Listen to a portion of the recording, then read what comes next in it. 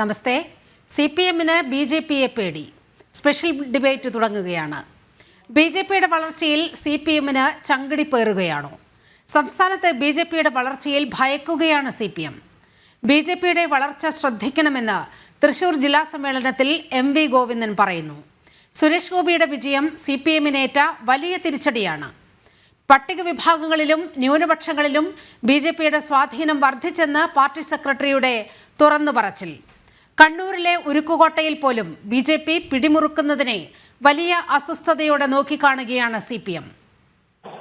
ഈ വാർത്ത ആദ്യം റിപ്പോർട്ട് ചെയ്തത് തൃശ്ശൂരിൽ നിന്നാണ്. വാർത്തയുടെ വിവരങ്ങളുമായി ആനന്ദ് പുത്തൂർ ചേരുകയാണ്. ആനന്ദ്, തൃശ്ശൂർ CPM ജില്ലാ സമ്മേളനത്തിന്റെ മറുപടി പ്രസംഗത്തിലാണ് ഈ BJP പേടി CPM സംസ്ഥാന സെക്രട്ടറി പങ്കുവെക്കുന്നത്. എന്തെല്ലാം കാര്യങ്ങളാണ് പ്രവർത്തകരോടുള്ള അഭിസംബോധനയിൽ MV ഗോവിന്ദൻ പറയുന്നത്?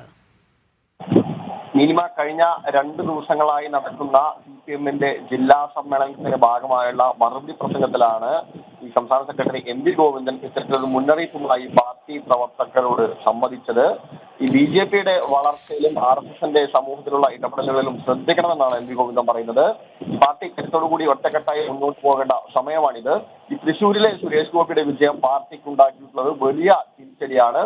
മാത്രമല്ല, ഈ പട്ടികജാതി വിഭാഗങ്ങൾക്കിടയിൽ പോലും BJP വലിയ തോതിൽ കടന്നു കയറുന്നുണ്ട്. അതിൽ എടുത്തു പറയേണ്ട മറ്റൊരു കാര്യം, ഈ കഴിഞ്ഞ ഉപതെരഞ്ഞെടുപ്പിൽ ചേലക്കരയിൽ, തൃശ്ശൂർ ജില്ലയിലെ ചേലക്കരയിൽ BJP ഉണ്ടാക്കിയ വോട്ട് വർധനമാണ്. അത് ഗൗരവത്തോടെ കാണണമെന്ന് MV ഗോവിന്ദൻ പറയുന്നു. അതിന്റെ പ്രധാനപ്പെട്ട ഒരു കാര്യം, പ്രത്യേകിച്ച് ഈ കഴിഞ്ഞ 2.5 പതിറ്റാണ്ടായി CPM-ന്റെ കുത്തക മണ്ഡലമായിട്ടുള്ള ചേലക്കരയിൽ 10,000 വോട്ടുകളായിരുന്നു BJP അധികമായി പിടിച്ചത്. ഇതേക്കുറിച്ച് ചർച്ച ചെയ്യാൻ ചേലക്കര വള്ളത്തോർ ഏരിയ കമ്മിറ്റികൾ പോലും തയ്യാറായില്ലെന്നും MV ഗോവിന്ദൻ കുറ്റപ്പെടുത്തുന്നുണ്ട്. അതുപോലെ തന്നെ ന്യൂനപക്ഷങ്ങൾക്കിടയിലും BJP സ്വാധീനം വർദ്ധിപ്പിക്കുന്നെന്നും ഈ ചർച്ചയുടെ ഭാഗമായി പറയുന്നുണ്ട്. ന്യൂനപക്ഷങ്ങളിൽ നിന്നും പാർട്ടിയുടെ മെമ്പർഷിപ്പ് കൊടുത്തത് ഗൗരവമായി കാണണം. വനിതാ, ക്രൈസ്തവ, മറ്റു വിഭാഗങ്ങളിൽ നിന്ന് കൂടുതൽ ആളുകളെ പാർട്ടിയിൽ കൊണ്ടുവരണമെന്നും പറയുമ്പോഴും എന്തായാലും ഈ തൃശ്ശൂരിലെ ഒരു വിജയം, തൃശ്ശൂരിലെ ഒരു BJP-യുടെ വളർച്ച തടയാൻ സാധിച്ചില്ല. തൃശ്ശൂരിലെ BJP വിജയം തീർച്ചയായിട്ടും CPM-നേറ്റിട്ടുള്ള ഒരു തിരിച്ചടി തന്നെയാണെന്നുള്ള ഒരു വിലയിരുത്തലാണ് എന്തായാലും പാർട്ടി ഇപ്പോൾ ഉള്ളത്. നീലിമ, അതായത് ഇവർ ഈ തൃശ്ശൂരിൽ ഏറ്റവും അധികം എടുത്തു കാട്ടുന്ന 2 കാര്യങ്ങളാണ്. ഒന്ന്, സുരേഷ് ഗോപിയുടെ വിജയം. സുരേഷ് ഗോപിയുടെ വിജയം എടുത്തു നോക്കുകയാണെങ്കിൽ അപ്പോൾ തന്നെ CPM-ന്റെ പ്രതികരണം, അതുമുതൽ ഇതുവരെ CPM-ന്റെ പ്രതികരണം വന്നിട്ടുള്ളത് കോൺഗ്രസിന്റെ വോട്ട് ബാങ്കിൽ നിന്നാണ് ഇത്തരത്തിൽ സുരേഷ് ഗോപിക്ക് വോട്ട് പോയിട്ടുള്ളത്. അതായത് 80,000 വോട്ടുകളുടെ കുറവ് കോൺഗ്രസിൽ നിന്ന് ഉണ്ടാവുകയാണ്. ആ വോട്ടുകൾ നേരെ ചെന്നെത്തുന്നത് സുരേഷ് ഗോപിക്കാണ് എന്ന് ഒരു കണക്ക് അവർ മുന്നോട്ട് വെച്ചു. തൊട്ടുപുറകെ പറയുകയാണ്, തങ്ങളുടെ വോട്ട് ബാങ്കിനെ ഇത് ഒരു തരത്തിലും ബാധിച്ചിട്ടില്ല. കാരണം 16,000 പുതിയ വോട്ടുകൾ LDF-ലേക്ക് വന്നു ചേരുന്ന കാഴ്ച ആ തൃശ്ശൂർ ലോക്സഭാ തെരഞ്ഞെടുപ്പിൽ കാണുകയാണ് എന്നും CPM അടിവരയിട്ട് പറയുന്നു. അപ്പോൾ ഈ കണക്കുകളൊക്കെ വെറും അസ്ഥാനത്താണ്, അത് വ്യാജമാണ് എന്നതല്ലേ ഇവരുടെ ഒരു പേടി കാണുമ്പോൾ ഇപ്പോൾ വായിച്ചെടുക്കേണ്ടത്? തീർച്ചയായിട്ടും നീലിമ, അതായത് ഈ പ്രത്യേകിച്ച് തൃശ്ശൂരിലെ ഈ BJP-യുടെ വിജയത്തിൽ വലിയ ന്യായീകരണമായിക്കൊണ്ട് LDF തുടക്കം മുതലേ പറഞ്ഞിരുന്ന പ്രധാനപ്പെട്ട കാര്യം, തങ്ങളുടെ വോട്ട് ബാങ്കുകൾക്ക് യാതൊരു തരത്തിലുള്ള ചോർച്ചയും സംഭവിച്ചിട്ടില്ല, വിള്ളലുകൾ സംഭവിച്ചിട്ടില്ല. കോൺഗ്രസ് ആണ് BJP-യെ തൃശ്ശൂരിൽ വിജയിപ്പിച്ചത് എന്നുള്ള ആരോപണം തുടക്കം മുതലേ ഒരു പ്രതിരോധമായിക്കൊണ്ട് തന്നെ പാർട്ടിയും മറ്റ് ബഹുജന സംഘടനകളും എല്ലാം തൃശ്ശൂരിൽ ഉയർത്തിക്കാട്ടിയിരുന്നു. തങ്ങളുടെ വോട്ട് വർദ്ധിക്കുകയാണ് ചെയ്തതെന്ന് പോലും പറയുന്നുണ്ട്. പക്ഷേ എന്നാലും ഇപ്പോൾ ജില്ലാ സമ്മേളനത്തിന്റെ ഭാഗമായിട്ടെങ്കിലും അത്തരത്തിലൊരു തുറന്ന സമ്മതത്തിന് എത്തിയിരിക്കുന്നു എന്ന് തന്നെ വേണം മനസ്സിലാക്കാൻ. പ്രത്യേകിച്ച് ഈ സുരേഷ് ഗോപി തൃശ്ശൂരിലെ 7-6 നിയോജകമണ്ഡലങ്ങളിലും വലിയ മുന്നേറ്റം, ഒരു നിയോജകമണ്ഡലത്തിൽ ഒഴികെ ബാക്കി എല്ലാ നിയോജകമണ്ഡലങ്ങളിലും ഒന്നാമതെത്തുന്ന ഒരു സാഹചര്യം ഉണ്ടാവുന്നു. LDF സ്ഥാനാർത്ഥിയുടെ പഞ്ചായത്തിൽ പോലും പരമ്പരാഗതമായി കോട്ടകളായിട്ടുള്ള എല്ലാ ഇടതുപക്ഷ കോട്ടകളും തകർത്തുകൊണ്ട് സുരേഷ് ഗോപി മുന്നോട്ട് പോകുന്ന ഒരു കാഴ്ച ഉണ്ടാവുന്നു. അതുപോലെ തന്നെ നേരത്തെ സൂചിപ്പിച്ച ചേലക്കരയിൽ BJP 30,000-ലധികം വോട്ടുകൾ, ഏതാണ്ട് 33,000 വോട്ടുകളാണ് ഈ തെരഞ്ഞെടുപ്പിൽ പിടിച്ചത്. കഴിഞ്ഞ തവണ ഉണ്ടായിരുന്നതിനേക്കാൾ ഏതാണ്ട് 10,000-ഓളം വോട്ടുകൾ വർധനവ്. പ്രത്യേകിച്ച് ഈ ചേലക്കര മണ്ഡലം എന്ന് പറയുന്നത് ഒരു പരമ്പരാഗത ഇടത് മണ്ഡലമാണ്. മാത്രമല്ല ഏതാണ്ട് 2.5 പതിറ്റാണ്ടായി ഇടതുപക്ഷം മാത്രം നിരന്തരമായി ഭരിച്ചുകൊണ്ടിരുന്ന ഒരു സ്ഥലം. മുൻ മന്ത്രി കെ രാധാകൃഷ്ണൻ ഭരിച്ചിരുന്ന MLA ആയിരുന്ന സ്ഥലം, ദേവസ്വം മന്ത്രിയായിരുന്ന സ്ഥലം. അദ്ദേഹത്തിന്റെ ഒരു ഒഴിവിലാണ് തീർച്ചയായിട്ടും ചേലക്കരയിൽ ഒരു തെരഞ്ഞെടുപ്പ് വരുന്നത്. അപ്പോൾ അടിസ്ഥാന വർഗങ്ങളുടെ ഒരു ആധിക്യമുള്ള ഒരു മണ്ഡലത്തിലുള്ള ചേലക്കരയിൽ പോലും BJPക്ക് 10,000-ലധികം വോട്ടുകൾ വർദ്ധിക്കുന്നുണ്ടെങ്കിൽ തീർച്ചയായിട്ടും അത്തരം വിഭാഗങ്ങൾക്കിടയിലും BJP കടന്നു കയറിയിരിക്കുന്നു എന്നാണ് CPM-ന്റെ ഒരു വിലയിരുത്തലുള്ളത്. എന്തായാലും കൃത്യമായിട്ടുള്ള ഒരു കണക്കുകൾ വെച്ചുകൊണ്ട് തന്നെയാണ് ഇത്തവണ ഈ BJPയുടെ ഈ ഒരു വളർച്ചയെ CPM ശരിവെക്കുന്നത്. എന്തായാലും BJPയുടെ വളർച്ചയെ തടയണമെന്ന് തന്നെയാണ് പൊതുവെ CPM-ന്റെ ഒരു ചർച്ചയുമായി മുന്നോട്ട് കൊണ്ടുപോകുന്നത്. നീലിമ, അത് മാത്രമല്ല, മറ്റ് ചേലക്കരയിലേക്ക് വരികയാണെങ്കിൽ ചേലക്കരയിൽ വലിയ വോട്ട് വിഹിതം BJPക്ക് ഉണ്ടാകുന്ന ഒരു സാഹചര്യം ഉണ്ടായി. വലിയ രീതിയിൽ വോട്ട് ഉയർത്തുന്നൊരു സാഹചര്യമുണ്ടായി. അത് പൂർണ്ണമായും ഇടതുപക്ഷ കോട്ടയാണ്. എല്ലായ്പ്പോഴും ഈ ഇടതുപക്ഷത്തെ പിന്തുണയ്ക്കുന്ന ഉരുക്കുകോട്ട എന്ന് വേണമെങ്കിൽ ചേലക്കരയെ നമുക്ക് വിശേഷിപ്പിക്കാം. അവിടെ വലിയ മാർജിനിൽ CPM സ്ഥാനാർത്ഥികൾ വിജയിച്ചു കൊണ്ടിരിക്കുന്ന സാഹചര്യത്തിൽ ഇത്തവണ വളരെ നോമിനലായ ഭൂരിപക്ഷത്തിനാണ് അവിടെ നിന്നും LDF സ്ഥാനാർത്ഥിക്ക് വിജയിച്ച് കയറേണ്ട ഒരു സാഹചര്യമുണ്ടായത്. അതിന് തടയിട്ടത് ഒരുപക്ഷെ BJPയുടെ അവിടുത്തെ വലിയ സ്വാധീനമാണ്. അവിടെ വൻതോതിൽ BJP സ്ഥാനാർത്ഥി വോട്ട് പിടിക്കുന്ന ഒരു സാഹചര്യമുണ്ടായി. ഇതും തൃശ്ശൂരിലെ CPM-നെ സംബന്ധിച്ച് അങ്ങേയറ്റം ആശങ്കയുണ്ടാക്കുന്ന ഒരു സാഹചര്യമല്ലേ? നേരത്തെ സൂചിപ്പിച്ച പോലെ തന്നെ ഈ ചേലക്കരയുടെ ഒരു രാഷ്ട്രീയ പശ്ചാത്തലം എടുത്ത് നമ്മൾ പരിശോധിക്കുകയാണെങ്കിൽ നിയോജക മണ്ഡലത്തിൽ പോലും CPM ഏതാണ്ട് 30,000-ഓളം വരുന്ന വലിയ ഭൂരിപക്ഷത്തിൽ, 20,000 മുതൽ 30,000-ഓളം വരുന്ന വലിയ ഭൂരിപക്ഷത്തിൽ കാലങ്ങളായിട്ട് ജയിച്ചു വരുന്ന ഒരു മണ്ഡലമാണ്. ഏതാണ്ട് 30 വർഷത്തോളമായി പോലും CPM ജയിച്ചു വരുന്ന, ഇടതുപക്ഷം ജയിച്ചു വരുന്ന ഒരു മണ്ഡലമാണ്. അടിസ്ഥാന ഒരു സംവരണ മണ്ഡലമാണ്. അപ്പോൾ പാർട്ടിയുടെ അടിസ്ഥാന തുടരുക. ഇപ്പോൾ ഇടതുപക്ഷ നിരീക്ഷകൻ ശ്രീ റെജി ലൂക്കോസ് കൂടി നമ്മോടൊപ്പം ചേരുകയാണ്. ശ്രീ റെജി ലൂക്കോസ്, കണ്ണൂരിൽ പങ്കുവച്ച അതേ ആശങ്ക തൃശ്ശൂർ ജില്ലാ സമ്മേളനത്തിലേക്ക് എത്തുമ്പോൾ CPM പങ്കുവെക്കുകയാണ്. അതായത് BJPയെ സൂക്ഷിക്കണം, BJPയുടെയും RSSന്റെയും ഇടപെടലുകളും അവിടെ ഉണ്ടാകുന്ന വളർച്ചയും സസൂക്ഷ്മം നിരീക്ഷിക്കണമെന്നാണ് പ്രവർത്തകരോട് CPM ആഹ്വാനം ചെയ്യുന്നത്. BJPയെ യഥാർത്ഥത്തിൽ BJPയുടെ വളർച്ചയിൽ പേടിയുണ്ടോ CPM-ന്? CPM-ന് പേടിയില്ല. BJPയുടെ വർഗീയ രാഷ്ട്രീയത്തിനെതിരെ കാര്യമായ രീതിയിൽ കേരളത്തിൽ ഫൈറ്റ് ചെയ്യുന്ന രാഷ്ട്രീയ പ്രസ്ഥാനം CPM-ആണ്. CPM-ന്റെ പ്രഖ്യാപിത നിലപാട് തന്നെ RSSന്റെയും BJPയുടെ വളർച്ചയെ തടയുക എന്നുള്ളതാണ്. സ്വാഭാവികമാണ്. കാരണം സെക്കുലറിസത്തിൽ വിശ്വസിക്കുന്ന ഒരു പാർട്ടിക്കും ഈ വർഗീയ രാഷ്ട്രീയ പ്രസ്ഥാനത്തിനോട് യോജിക്കാൻ പറ്റത്തില്ല. അതുകൊണ്ട് ഇതിനകത്ത് വലിയ പുതുമയൊന്നുമില്ല. പിന്നെ ഗോതമാഷ് നിങ്ങൾ പറഞ്ഞ തൃശ്ശൂർ ജില്ലാ സമ്മേളനത്തിനോട് പറഞ്ഞെന്ന് പറയുന്നതിന്റെ റെക്കോർഡിങ്ങോ അല്ലെങ്കിൽ അതൊന്നും ആധികാരികത ഉണ്ടെന്ന് എനിക്ക് തോന്നുന്നില്ല. ഇനി അങ്ങനെ ഉണ്ടെങ്കിൽ പോലും അതിൽ വലിയ അതിശയമില്ല. ഇപ്പൊ ചേലക്കര നിയോജകമണ്ഡലത്തിൽ അവർക്ക് കഴിഞ്ഞ ഉപതെരഞ്ഞെടുപ്പിൽ C. രാധാകൃഷ്ണൻ പ്രദീപ് മത്സരിച്ചെടുത്ത് അവിടെ BJPയുടെ സ്ഥാനാർത്ഥിക്ക് ഒരു 10,000-ലേറെ വോട്ട് വർധന ഉണ്ടായിട്ടുണ്ടെന്നുള്ള വസ്തുതയ കാര്യം. അത് പരിശോധിക്കേണ്ടത് തന്നെയാണ്. കഴിഞ്ഞ ലോക്സഭാ തെരഞ്ഞെടുപ്പിൽ സംഭവിച്ചിട്ടുണ്ട് കേരളത്തിലെ പല സ്ഥലങ്ങളിലും. പിന്നെ BJPയുടെ വോട്ട് ഷെയർ വർദ്ധിച്ചു. അപ്പൊ സ്വാഭാവികമായിട്ടും ഇത് ആദ്യത്തെ ഒരു സംഭവമൊന്നുമില്ല. ഇതിനു മുമ്പ് ഇതുപോലത്തെ താക്കീതുകൾ പാർട്ടിക്ക് പ്രവർത്തകർക്ക് നൽകിയിട്ടുണ്ട്. ജാഗ്രതയോടുകൂടി തന്നെ പ്രവർത്തിക്കണം, ഇത്തരം രാഷ്ട്രീയ പ്രസ്ഥാനങ്ങളിൽ വേരുന്നാനുള്ള അവസരം കൊടുക്കരുതെന്ന് ഗോതമാഷ് അങ്ങനെ പറഞ്ഞുവെങ്കിൽ എനിക്കത് ഉറപ്പില്ല. പറഞ്ഞുവെങ്കിൽ അതിനകത്ത് വലിയ പ്രശ്നമുള്ളതായിട്ട് എനിക്ക് തോന്നുന്നില്ല. സ്വാഭാവികമായി CPM നേതൃത്വം അണികൾക്ക് കൊടുക്കുന്ന സന്ദേശങ്ങളിലൊന്നും അതങ്ങനെ തന്നെ അത് അനുസരിക്കാനും ബാധ്യസ്ഥരാണെങ്കിൽ നമ്മളെ ജനാധിപത്യ കേരളത്തിൽ ഇത്തരം വർഗീയ ശക്തികൾക്ക് വളരാനുള്ള അവസരങ്ങൾ ഉണ്ടായി കൊടുക്കാവുന്നത് ഉണ്ടാകാതിരിക്കാനായിട്ടുള്ള ശ്രമങ്ങൾ നടത്തുന്നത് ഇടതുപക്ഷ പ്രസ്ഥാനങ്ങളാണ്. കോൺഗ്രസ് BJPയുമായിട്ട് ചേർന്നുകൊണ്ട് രഹസ്യമായിട്ട് പരസ്യമായിട്ട് സഖ്യം ഉണ്ടാക്കി മത്സരിച്ച് അവർക്ക് വർഗീയപരമായ രീതിയിലുള്ള ഭിന്നിപ്പുണ്ടാക്കി നേട്ടം കൊയ്യാനുള്ള അവസരങ്ങൾ കോൺഗ്രസ് പലതവണയും കേരളത്തിൽ ഉണ്ടാക്കിയിട്ടുണ്ട്. പക്ഷെ അത് ഒരു കാരണവശാലും CPM-ന്റെ ഭാഗത്തുനിന്ന് ഉണ്ടാകത്തില്ല. അങ്ങനെ എവിടെയെങ്കിലും BJPയുടെ വോട്ട് ഷെയർ കൂടിയിട്ടുണ്ടെങ്കിൽ അത് ശ്രദ്ധയോടുകൂടി തന്നെ കാണണം എന്നതിനകത്ത് പുതുമയൊന്നുമില്ല. അത് വലിയ അതിശയോക്തി ഉണ്ടെന്ന് എനിക്ക് തോന്നുന്നില്ല. ശ്രീ റെജി ലൂക്കോസ്, ഇത് നിസ്സാരമായി CPM കരുതുന്നില്ല. അങ്ങ് ഇത് വളരെ ലഘൂകരിച്ച് പറയുന്നു എങ്കിൽ കൂടി നോക്കൂ, 2021 ചേലക്കര മാത്രം എടുക്കുകയാണെങ്കിൽ 2021 തെരഞ്ഞെടുപ്പിൽ അന്നത്തെ NDA സ്ഥാനാർത്ഥിക്ക് ലഭിക്കുന്നത് 24,045 വോട്ടുകൾ മാത്രമാണ്. പക്ഷേ ഇത്തവണ ചേലക്കരയിൽ K. ബാലകൃഷ്ണൻ നേടിയത് 31,663 വോട്ടാണ്. അതായത് വലിയ വ്യത്യാസം, 10,000-ലധികം വോട്ടുകളുടെ വ്യത്യാസം ഈ 4 വർഷം കൊണ്ട് ഉണ്ടാകുന്നു എന്ന് 3 വർഷം കൊണ്ട് ഉണ്ടാകുന്നു എന്ന് പറയുമ്പോൾ അത്ര നിസ്സാരമാണോ ചേലക്കര പോലുള്ള ഒരു മണ്ഡലം പരിഗണിക്കുമ്പോൾ? അല്ല, തീർച്ചയായിട്ടും അത് ശ്രദ്ധിക്കേണ്ടത് തന്നെയാണ്. സംശയമില്ല. ഞാൻ തുടക്കത്തിലേ പറഞ്ഞല്ലോ, 10,000 വോട്ടോളം അവരുടെ വോട്ട് ഷെയർ വർദ്ധിച്ചിട്ടുണ്ട്. അതെങ്ങനെയാണ് സംഭവിച്ചത്? മറ്റെന്തെങ്കിലും കാര്യങ്ങൾ അതിന്റെ പിന്നിലുണ്ടോ? അതോ കോൺഗ്രസിന്റെ വോട്ട് അങ്ങോട്ട് ചോർന്നു പോയതാണോ? തൃശ്ശൂരെ പോലെ തൃശ്ശൂർ ഏതാണ്ട് 86,000 വോട്ട് കോൺഗ്രസിന്റെ BJPക്ക് അനുകൂലമായിട്ട്, സുരേഷ് ഗോപിക്ക് അനുകൂലമായിട്ട് ചോർന്നു പോയി. കഴിഞ്ഞ 2019 86,000 വോട്ടിന് കുറവ് കോൺഗ്രസ് സ്ഥാനാർത്ഥി പിടിച്ച് 3ാം സ്ഥാനത്തേക്ക് പോയി. അപ്പൊ അങ്ങനെയുള്ള രാഷ്ട്രീയപരമായിട്ടുള്ള അഡ്ജസ്റ്റ്മെന്റുകൾ ഇപ്പൊ സ്വാഭാവികമായിട്ട് പാലക്കാട് കോൺഗ്രസ് സ്ഥാനാർത്ഥി വിജയിക്കാനുള്ള മുഖ്യ കാരണങ്ങൾ, അല്ലെങ്കിൽ 19,000 വോട്ടിന്റെ ഭൂരിപക്ഷം കിട്ടാനുള്ള കാരണങ്ങളിലൊന്ന് അവിടെ വടകരയും പാലക്കാടും തമ്മിലുള്ള ഒരു അഡ്ജസ്റ്റ്മെന്റ് ആയിരുന്നു BJP എന്നുള്ള ഒരു ആരോപണത്തിന് ഏതാണ്ട് സ്ഥിരീകരിക്കുന്ന രീതിയിലുള്ള വോട്ട് ഷെയർ ആണ് അവിടെ കോൺഗ്രസിന് കിട്ടിയത്. അവിടെ 10,000 വോട്ട് BJPയുടെ കാണാനില്ല.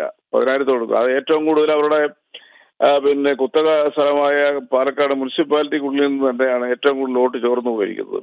അപ്പൊ ആ വോട്ട് പോയത് കോൺഗ്രസ് സ്ഥാനാർത്ഥിക്ക്. അപ്പൊ അവിടെ ഒരു അഡ്ജസ്റ്റ്മെന്റ് നമുക്ക് വളരെ വ്യക്തമായിട്ട് പാർട്ടി നേരത്തെ ആരോപിച്ചതാണ് കേരളത്തിൽ ഈ അഡ്ജസ്റ്റ്മെന്റ് BJPയും കോൺഗ്രസും തമ്മിലുണ്ടെന്നുള്ളത്. അത് പ്രത്യക്ഷത്തിൽ തന്നെ വോട്ടിന്റെ എണ്ണത്തിന്റെ വ്യത്യാസം കഴിയുമ്പോൾ നമുക്ക് ബോധ്യമായ കാര്യം. ശ്രീ റെജി ലൂക്കോസ്, അങ്ങനെ ഒരു അഡ്ജസ്റ്റ്മെന്റ് രാഷ്ട്രീയം എന്നൊക്കെ പറഞ്ഞുകൊണ്ട് ഈ BJPയുടെ വളർച്ചയെ ആ ഒരു 4 ചുവരിൽ ഒതുക്കിയിടാൻ കഴിയുമോ? കാരണം കണ്ണൂരിലെ ഉരുക്കുകോട്ടകളിൽ, അതുപോലെ വിപ്ലവ ഭൂമികളിൽ BJP കടന്നു കയറുന്നത് വലിയ ആശങ്കയോടെ കണ്ണൂർ ജില്ലാ സമ്മേളനം നിരീക്ഷിക്കുകയുണ്ടായി. MV ജയരാജൻ തന്നെ ഇത് പുറത്തു വന്ന് പറയുന്ന സാഹചര്യമുണ്ടായി. ഞങ്ങൾക്ക് സംഘടനാപരമായ ചില പ്രശ്നങ്ങളുണ്ട്, രാഷ്ട്രീയമായ ചില വെല്ലുവിളികൾ നേരിടുകയാണ്, ഇവിടെ വലിയ പരാജയം ഏറ്റുവാങ്ങുന്ന ഒരു അവസ്ഥയിലേക്ക് ഒരുപക്ഷെ CPM എത്തും എന്നുള്ള രീതിയിലടക്കം MV ജയരാജൻ സംസാരിക്കുകയാണ്. കയ്യൂരിലും കരിവള്ളൂരിലുമൊക്കെ സാക്ഷാൽ പിണറായിയുടെ മണ്ഡലത്തിൽ പോലും അവിടുത്തെ വോട്ട്, ആ ബൂത്തിൽ പോലും ഇരട്ടി വോട്ടുകൾ വീഴുന്ന ഒരു സാഹചര്യം, 3 ഇരട്ടിയിലധികം വോട്ടുകളൊക്കെ വീഴുന്ന ഒരു സാഹചര്യമുണ്ട്. അപ്പോൾ BJPയുടെ വളർച്ച എന്ന് പറയുന്നത് കണ്ടില്ലെന്ന് നടിച്ച് അങ്ങനെ മുന്നോട്ട് പോകാൻ കഴിയുമോ CPMന്? ഇല്ല, അങ്ങനെ മുന്നോട്ട് പോകാൻ കഴിയില്ല. BJPക്ക് വരുന്ന വോട്ടിന്റെ വർധനവ് ഗൗരവമായിട്ട് തന്നെയാണ് CPM കാണുന്നത്. അതിൽ യാതൊരു സംശയവുമില്ല. അപ്പൊ അതാണ് ഞാൻ നേരത്തെ സൂചിപ്പിച്ചത്. അവിടെ കേരളത്തിലെ വോട്ടർമാരുടെ ഇടയിൽ ഈ കോൺഗ്രസും BJPയും തമ്മിലുള്ള ഒരു അഡ്ജസ്റ്റ്മെന്റ് ആണോ എന്നൊരു സംശയമുണ്ട്. അതങ്ങനെ വരാൻ പാടില്ലാത്തതാണ്. അതിപ്പോ കണ്ണൂരെ സംബന്ധിച്ചോളം നിങ്ങൾ പറഞ്ഞ നിരീക്ഷണം വളരെ കൃത്യമാണ്. അവിടെ പലയിടത്തും BJPയുടെ വോട്ട് ഷെയർ കൂടി, കോൺഗ്രസിന്റെ വോട്ട് ചോർന്നുപോയി അവർ ജയിച്ചെങ്കിൽ പോലും. അപ്പൊ അതുകൊണ്ട് കേരളത്തിനെ പോലൊരു സെക്യുലർ സംസ്ഥാനത്ത് BJP RSSനെ പോലുള്ള പ്രസ്ഥാനങ്ങൾ വേരൂന്നുക എന്ന് പറഞ്ഞാൽ അപകടകരമാണ്. അത് കേരളത്തിൽ. ശ്രീ റെജി ലൂക്കോസ്, ഇതിൽ ലോക്സഭാ തെരഞ്ഞെടുപ്പിന് ശേഷം വന്ന ഒരു അനാലിസിസിൽ പറയുന്നത് ന്യൂനപക്ഷത്തോട് വലിയ കരുതൽ ലെഫ്റ്റ് കേന്ദ്രങ്ങൾ, പ്രത്യേകിച്ച് CPM എടുത്തത് ഈ തെരഞ്ഞെടുപ്പിൽ വലിയൊരു വോട്ട് ചോർച്ചയ്ക്ക് ഇടയാക്കി, ഹൈന്ദവ വോട്ടുകളുടെ വിള്ളൽ വീഴ്ത്താൻ ഇടയാക്കിയത് ഇത്തരത്തിലൊരു ന്യൂനപക്ഷ പ്രീണനമാണ്. പ്രത്യേകിച്ച് ഒരു മുസ്ലിം മതവിഭാഗത്തെ മാത്രം സംരക്ഷിക്കുന്ന രീതിയിലേക്ക് CPM മാറി എന്നുള്ള ആരോപണം നിലനിൽക്കവെയാണ് ഇത്തരത്തിൽ ഈ കഴിഞ്ഞ ലോക്സഭാ തെരഞ്ഞെടുപ്പിൽ വലിയ തിരിച്ചടി LDFന് ഉണ്ടാകുന്നത്. അതിന് സമാനം, അത് ഊട്ടിയുറപ്പിക്കുന്ന രീതിയിൽ തന്നെ MV ഗോവിന്ദനിൽ നിന്നും ചില പരാമർശങ്ങൾ ഉണ്ടാകുകയാണ്. സനാതനധർമ്മം എന്നാൽ അശ്ലീലമാണ് എന്നൊക്കെ പറയുമ്പോൾ ഈ CPMന്റെ അനുഭാവികളിൽ വളരെ കൃത്യമായ ഹിന്ദുമത വിശ്വാസികളുമുണ്ട്. അവരൊക്കെ ഇത് കാണുന്നുണ്ട്. സ്വാഭാവികമായും ഇത്തരത്തിലുള്ള പരാമർശങ്ങൾ ഈ പാർട്ടിയെ ഹൈന്ദവ വിഭാഗത്തിൽ നിന്നും വളരെ കൃത്യമായി അകറ്റുകയും ആ വോട്ടുകൾ BJPയിലേക്ക് കേന്ദ്രീകരിക്കുന്ന ഒരു സാഹചര്യവും ഉണ്ടായിട്ടുണ്ട്. ആ രാഷ്ട്രീയ യാഥാർത്ഥ്യം കാണാതെ പോകരുതല്ലോ CPM. മനസ്സിലാക്കേണ്ട വസ്തുത, ഇത്തരം ആരോപണങ്ങൾ കാലങ്ങളായിട്ട് CPM നേരിടുന്നതാണ്. കാരണം CPM സെക്യുലറിസത്തിനോട് നിൽക്കുന്ന പാർട്ടി എന്നുള്ള നിലയ്ക്ക് ന്യൂനപക്ഷ പ്രകടനമാണ് CPMന്റെ കൈവന്നൽ എന്നൊക്കെ പറയുന്ന ആരോപണങ്ങൾ കാലങ്ങളായിട്ട് കേട്ടുകൊണ്ടിരിക്കുകയാണ്. മുസ്ലിം സമുദായത്തിൽ ജമാഅത്തെ ഇസ്ലാമിയെ പോലെയുള്ള അല്ലെങ്കിൽ SDPയെ പോലെയുള്ള വിഘടനവാദ പ്രസ്ഥാനങ്ങള് അവർ അതിനെതിരെ ശക്തമായ രീതിയിലുള്ള നടപടി പാലക്കാട് തെരഞ്ഞെടുപ്പിനും ചേലക്കര തെരഞ്ഞെടുപ്പിനും എടുത്തൊരു പാർട്ടിയാണ് CPM. അപ്പൊ പിന്നെ എന്തുകൊണ്ട് നിങ്ങൾ അങ്ങനെ ആരോപണം ഇവിടെ ഉന്നയിക്കുന്നത്? അപ്പൊ അതുകൊണ്ട് അതൊന്നുമില്ല, അതൊക്കെ CPMനെതിരെ കാലങ്ങളായിട്ട് ചാർത്തപ്പെടുന്ന അങ്ങ് ചർച്ചയിൽ തുടരുമെന്നാണ് പ്രതീക്ഷിക്കുന്നത്. BJP പ്രതിനിധി അഡ്വക്കേറ്റ് ഉല്ലാസ് ബാബുവിലേക്കാണ് പോകുന്നത്. അഡ്വക്കേറ്റ് ഉല്ലാസ് ബാബു, നേരത്തെ കണ്ണൂർ ജില്ലാ സമ്മേളനത്തിലും ഇങ്ങനെ BJP വളരുന്നതിൽ വലിയ ഭയം CPM മുന്നോട്ട് വെക്കുന്ന ഒരു സാഹചര്യം ഉണ്ടായിരുന്നു. ഇപ്പോൾ നോക്കൂ, തൃശൂർ ജില്ലാ സമ്മേളനത്തിൽ അങ്ങയുടെ സ്വന്തം ജില്ലയിൽ തന്നെ BJPയെ അങ്ങേയറ്റം ഭയക്കുകയാണ് CPM. പ്രത്യേകിച്ച് ചേലക്കരയിൽ ഉണ്ടായ വലിയ രീതിയിലുള്ള BJPയുടെ വോട്ട് സമാഹരണം യഥാർത്ഥത്തിൽ CPMന്റെ ഉരുക്കുകോട്ടകളെയൊക്കെ വലിയ വിറളി പിടിപ്പിക്കുകയാണ് BJPയുടെ വളർച്ച. എങ്ങനെ നോക്കിക്കാണുന്നു CPMന്റെ ഈ പ്രസ്താവനയെ? അല്ല, CPM ആ പ്രസ്താവന നടത്താതിരിക്കുക എന്ത് വേണമെങ്കിൽ ചെയ്തോട്ടെ, അത് അവരുടെ രാഷ്ട്രീയം. BJPയെ സംബന്ധിച്ചിടത്തോളം BJP പ്രവർത്തിക്കുന്നു, BJP വളരുന്നു, BJPക്ക് MP ഉണ്ടായി, BJPക്ക് നിയമസഭാ തെരഞ്ഞെടുപ്പിൽ 10,000-ഓളം വോട്ടുകൾ കൂടുന്നു. അടുത്ത നിയമസഭാ തെരഞ്ഞെടുപ്പിൽ ഞങ്ങൾ വിജയത്തിന്റെ വളർച്ചയിലേക്ക് എത്തും. അതിലൊന്നും സംശയം. ഇവരവിടെ ഭയപ്പെടുകയോ ഇവരതിനെ തടയാൻ ശ്രമിക്കുകയോ ഇവര് ഒരു മതത്തെ വെറുക്കുകയോ ഇതൊക്കെ ഇവര് സ്വാഭാവികമായിട്ട് ചെയ്യും. പിന്നെ ഗോവിന്ദൻ മാഷ് പറയുന്നതിന് AI ഗോവിന്ദൻ മാഷ് എന്നാണ് ഇപ്പോ എല്ലാവരും പറയുന്നത്. ആദ്യം പറയും AI എന്ന് പറയപ്പെടുന്നത് വലിയ CPM നയമാണെന്ന് പറയും, പിന്നെ പറയും അതിനെ എതിർക്കുന്നു എന്ന് പറയപ്പെടും. ഇപ്പൊ സർവകലാശാല പണ്ട് തല്ലിച്ചതച്ചവരല്ലേ, കൂത്തുപറമ്പ് വെടിക്കെട്ടുണ്ടാക്കിയവരല്ലേ, സ്വാശ്രയ സംവിധാനത്തിനെതിരെ വക്താക്കളായിട്ടല്ലേ ഇപ്പൊ പ്രഖ്യാപിക്കാൻ പോകുന്നത്. അപ്പൊ ഇവർ ഇന്ന് എന്ത് പറയുന്നു എന്നുള്ളത് നമ്മൾ നോക്കണ്ട. ഗോവിന്ദൻ മാഷ് പലതും ഇതിനു മുന്നേ പറഞ്ഞിട്ട് അമൂർത്തമായ കാര്യത്തിൽ മൂർത്തമായ തീരുമാനം വരുമ്പോൾ അമൂർത്തമായ തീരുമാനത്തിൽ മൂർത്തമായ തീരുമാനമുണ്ടാകും. ഗോവിന്ദൻ മാഷ് പണ്ട് എന്നും പറയുന്നത് അങ്ങനെ ആർക്കും മനസ്സിലാവാറില്ല.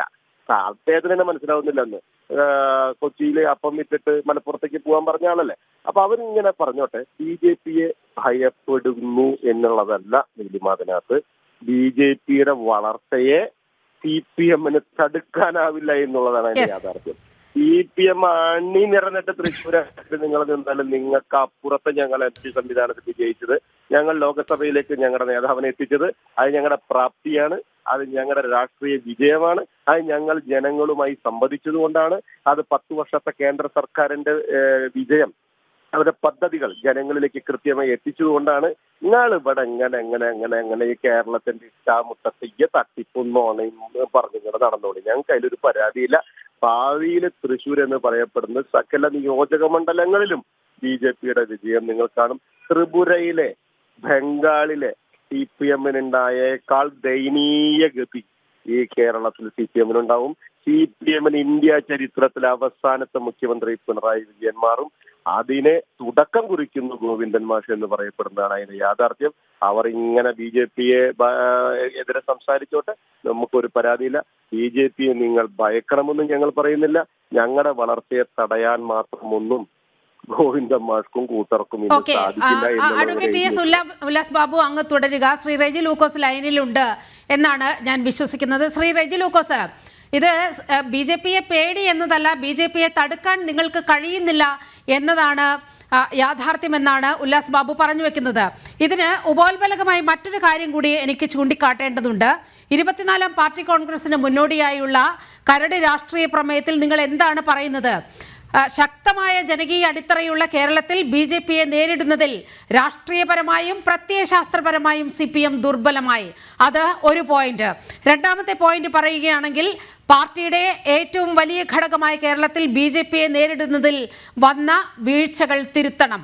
അടിസ്ഥാന വർഗങ്ങൾക്കിടയിൽ പാർട്ടിയുടെ അടിത്തറയും സ്വാധീനവും വളർന്നിട്ടില്ലെന്നുകൂടി പാർട്ടി കോൺഗ്രസിന് മുന്നോടിയായുള്ള കരട് രാഷ്ട്രീയ പ്രമേയത്തിൽ CPM പറയുമ്പോൾ യഥാർത്ഥത്തിൽ BJPയുടെ വളർച്ചയെ ചെറുക്കാൻ CPMന് ഒരു തരത്തിലും ആവുന്നില്ല എന്നൊരു സ്വയം വിമർശനം കൂടിയുണ്ട് അതിൽ. ശ്രീ റെജി ലൂക്കോസ്.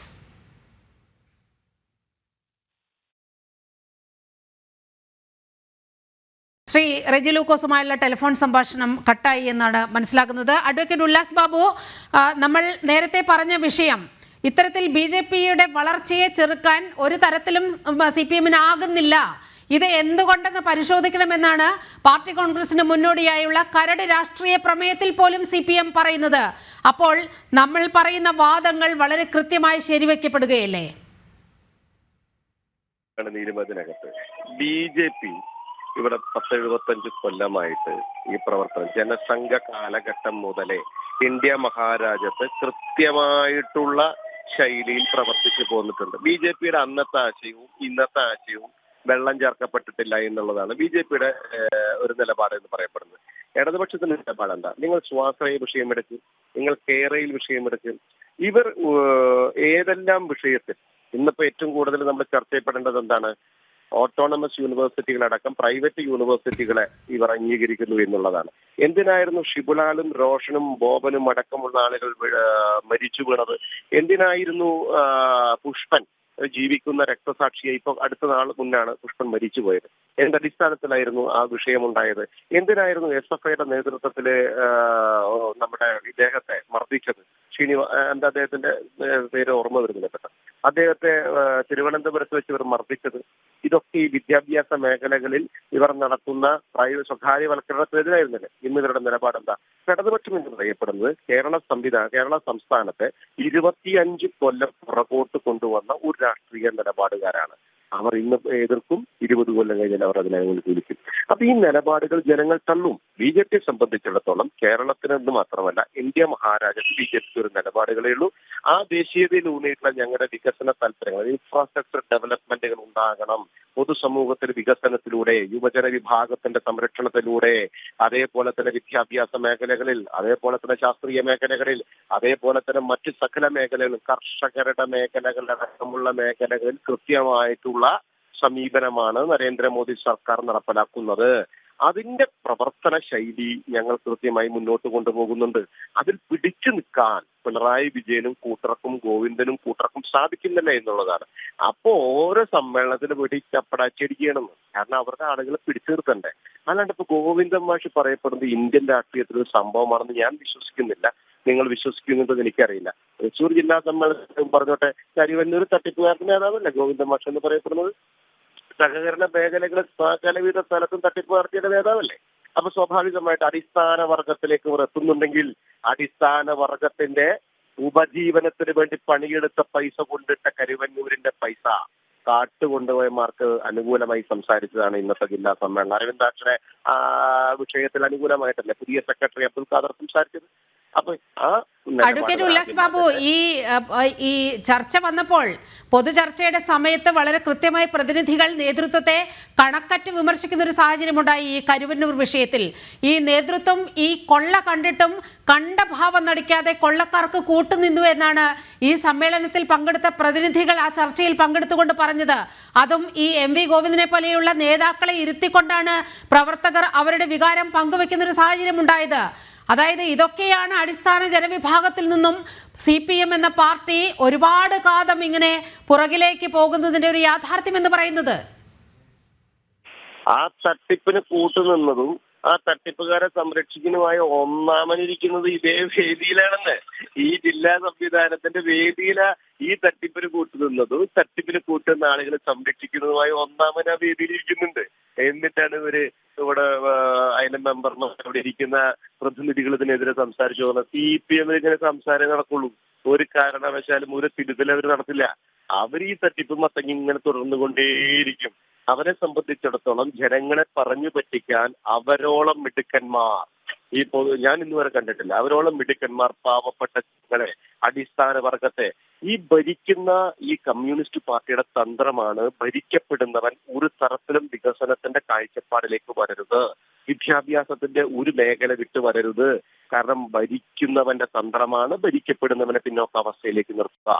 അവർ മുന്നോക്കാവസ്ഥയിലേക്ക് വന്നാൽ ഇടതുപക്ഷത്തിനെ വലിച്ച ആറ്റിച്ചറിയും. വിവരം വെച്ചാൽ അതിനുള്ള വളർച്ച ഉണ്ടായാൽ. അതാണല്ലോ ഇന്ത്യ മഹാരാജ്യത്തെ എല്ലാ സ്ഥലത്തും എടുത്തിട്ട് കളഞ്ഞത്. ഇനി കേരളത്തിലും കൂടിയേ ഉള്ളൂ. അപ്പൊ കേരളത്തിലും ഇത് സംഭവിക്കാൻ പോകുന്നു. ഭരിക്കപ്പെടുന്നവൻ എന്ന് പറഞ്ഞാൽ ജനത വിദ്യാഭ്യാസം നേടുന്നു, ജനത വികസനം ആഗ്രഹിക്കുന്നു, ജനത പുരോഗമനം ആഗ്രഹിക്കുന്നു, ജനത പൊതുസമൂഹത്തിന് കേരളവും വളർച്ചയിൽ ഉണ്ടാകണമെന്ന് ആഗ്രഹിക്കുന്നു. അങ്ങനെയാണെങ്കിൽ ആദ്യം ജനത തള്ളിക്കളയുക എന്തിനെയാണ്? ഇടതുപക്ഷത്തെയാണ്, CPIM-നെയാണ്. ഇത് കൃത്യമായി ബോധ്യമുള്ളവരാണല്ലോ ഗോവിന്ദനും കൂട്ടരും. അവർ അപ്പോ BJPയുടെ പാർട്ടിയെ തടയണം എന്ന് പറയും. ഞങ്ങളെ സംബന്ധിച്ചിടത്തോളം അവർ തടഞ്ഞോട്ടെ. അവർ കാലത്തിനായിട്ട് തടയണ കിട്ടിയതല്ലേ. എന്നിട്ട് ഞങ്ങൾ അതിനെ പകച്ചോ? ഞങ്ങൾ ഭയന്നോ? ഇല്ലല്ലോ. ഞങ്ങളുടെ പ്രവർത്തനത്തെ തടയാൻ ഒരു കമ്മ്യൂണിസ്റ്റ് പാർട്ടിക്ക് സാധ്യമാവില്ല. ഞങ്ങൾ കൃത്യമായി പ്രവർത്തിക്കും. ഞങ്ങൾ ഈ കേരളത്തിനകത്ത് ഭരണത്തിൽ വരുന്നവരെ ഇവരെ ഒന്നും ഒരു തരത്തിലും ഞങ്ങൾ ഭയപ്പെടില്ല. ഞങ്ങളത് കയറിയിരിക്കും, ഭരണത്തിൽ വന്നിരിക്കും. കേരളത്തിലെ ജനങ്ങൾക്ക് എന്താണ് യഥാർത്ഥ വികസനം എന്നുള്ളത് ഞങ്ങൾ അധികാരത്തിൽ വന്നതിന് ശേഷം. അതായത് ഉല്ലാസ് ബാബു, ഡൽഹിയിലെ 8 സീറ്റിൽ നിന്നാണ് ഇപ്പോൾ 48 സീറ്റിലേക്ക് ആ തേരോട്ടം നടത്തിയത് BJP. അതും കേരളത്തിൽ പ്രതീക്ഷിക്കാം അല്ലേ?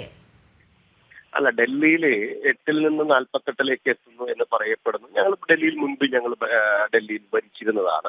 പിന്നെ അതിനുശേഷം ഒരു വലിയ ഗോവിന്ദൻ മാഷ് ടീമിന്റെ പോലെ ഒരു വലിയൊരു തട്ടിപ്പ് സംഘത്തിന്റെ നേതാവായിരുന്നു കെജ്രിവാൾ. സാധാരണക്കാരന്റെ നേതാവെന്ന ഒരു വ്യാഖ്യാനമുണ്ടാക്കി അതിലൂടെ ജനങ്ങളെ വഞ്ചിച്ച്, അതിലൂടെ ജനങ്ങളെ പറ്റിച്ച്, അതിലൂടെ ജനങ്ങളെ തെറ്റിദ്ധരിപ്പിച്ച് അധികാരത്തിൽ വന്നു 10 വർഷം കൊണ്ട് ജനങ്ങൾ മനസ്സിലാക്കി ഏറ്റവും വലിയ കള്ളനാണ് ഞങ്ങളെ ഭരിച്ചുകൊണ്ടിരിക്കുന്നത് അരവിന്ദ് കെജ്രിവാൾ എന്ന് പറയപ്പെടുന്ന വാക്കൊന്നും പ്രവൃത്തി വേറെ എന്നുള്ള സ്വഭാവക്കാരനാണ്. അദ്ദേഹം വേണ്ട എന്നുള്ളത് കൃത്യമായി ഡൽഹി ജനത തിരിച്ചറിഞ്ഞു, അദ്ദേഹത്തെ എടുത്ത് മാറ്റിവെച്ചു. വളരെയധികം നന്ദി Shri advocate T S Ullas Babu. Anand പുത്തൂരിലേക്ക് ഒരിക്കൽ കൂടി പോവുകയാണ്. ആനന്ദ് പുത്തൂർ, CPM-നെ ഏറ്റവും അധികം വിരളി പിടിപ്പിക്കുന്നത് പട്ടികജാതി പട്ടികവർഗ വിഭാഗത്തിലേക്കുള്ള BJP-യുടെ കടന്നുകയറ്റമാണ്. അതാണ് ചേലക്കരയിൽ കണ്ടത് എന്ന് CPM ഉറച്ചു വിശ്വസിക്കുകയാണ്. ഇതല്ലേ അവിടെ ഗോവിന്ദൻ വളരെ കൃത്യമായി പ്രവർത്തകരോട് പറയുന്നത്? തീർച്ചയായിട്ടും. അതായത് CPM-ന്റെ അടിസ്ഥാന വോട്ടുകൾ എന്ന് പറയുന്നത് ഈ അടിസ്ഥാന വർഗത്തിന്റെ വോട്ടുകളാണ്. അത്തരം മണ്ഡലങ്ങളെല്ലാം CPM ഒരു മൃഗീയ ഭൂരിപക്ഷത്തിൽ ജയിച്ചു പോകുന്ന ഒരു കാഴ്ച നമ്മൾ നിരന്തരം കാണുന്നതാണ്. പ്രത്യേകിച്ച് ചേലക്കര മണ്ഡലം നേരത്തെ സൂചിപ്പിച്ച പോലെ തന്നെ CPM-ന്റെ ഒരു ഉറച്ച മണ്ഡലമാണ്, ഒരു ഉറച്ച കോട്ടയാണ്.